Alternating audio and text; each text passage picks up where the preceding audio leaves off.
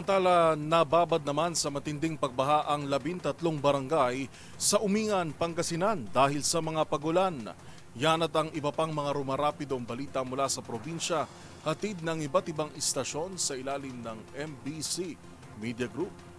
Plus flood naranasan sa 13 barangay ng Umingan, Pangasinan kagabi dahil sa malakas na pagbuhos ng ulan dito sa lalawigan kahapon hanggang kagabi dulot ng bagyong Krising. Pasado alas 7 kagabi nagkaroon ng biglaang pagbaha sa mga barangay ng Umingan na kinabibilangan ng Poblasyon East, Poblasyon West, Lubong, Bantog, Masiilsil, Don Montano, Don Justo, Barakbak, Diaz, Luna West, Luna Este, Lauren at Barangay Carusalisan at may mga residente ang nagtungo na agad sa mga barangay evacuation center sa kanilang lugar at makalipas ang halos 2 oras ay unti-unti na ring bumaba ang baha. Ayon kay Umingan Chief of Police Lieutenant Colonel Randy Arellano, naging pahirapan sa mabababang uri ng sasakyan ang pagdaan sa kakalsadahan lalo na sa poblasyon at iba pang barangay dahil sa may umabot ng hanggang tuhod ang tubig baha. Wala namang naitalang nasaktan sa pananalasa ng baha na pinalalagay na nagmula ito sa kabundukan ng Cordillera na bumagsak sa Umingan. Kaninang umaga nagsimula na rin magsiuwi ng mga residenteng nagtungo sa mga evacuation center upang maglinis naman ng putik na naiwan ng baha sa kanilang mga tahanan.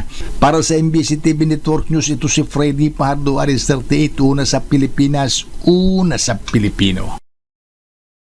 Tatlong magkakahiwalay na aksidente sa lansangan ang naitala sa lalawigan ng Bataan.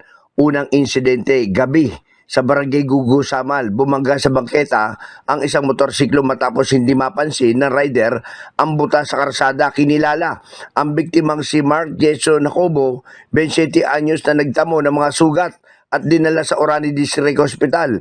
Ikalawa sa Barangay Kataning, Hermosa, nagbanggaan ang 2 motorsiklo matapos subukang tumawid ng isa sa kabilang linya. 3 katao ang nasugatan at isinugod sa JC Payumo Memorial Hospital.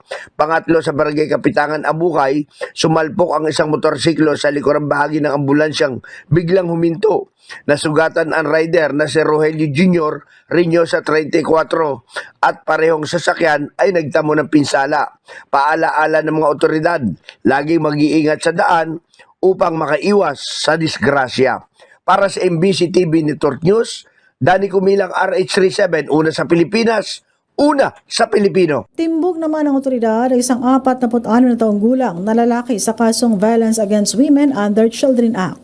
Ayon sa report ng PNP, listado ito bilang wanted ng PNP Katarman at matagumpay na nahuli ng pinagsarib na pwersa ng Katarman Municipal Police Station at ito Fort Manuver Company ng Regional Mobile First Battalion.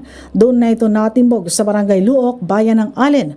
Ang nasabing akusado, kinilala sa kanyang alias na si Madchenta, self-employed at residente ng Barangay Dalakit, Katarman. Inaresto ito sa bisa ng warrant of arrest dahil sa paglabag sa Section 5 ng Republic Act 9262 o Anti-Violence Against Women under Children Act of 2004 na tumutukoy sa pisikal na pananakit sa isang babae o bata. Ang nasabing warrant ay nilabas ng Regional Trial Court Branch 19 Katarman Northern Samar noong July 10 ngayong taon at ang korte ay may nilagak na piyasa na nagkakahalaga ng 108,000 pesos para sa pansamantalang kalayaan na nasabing akusado.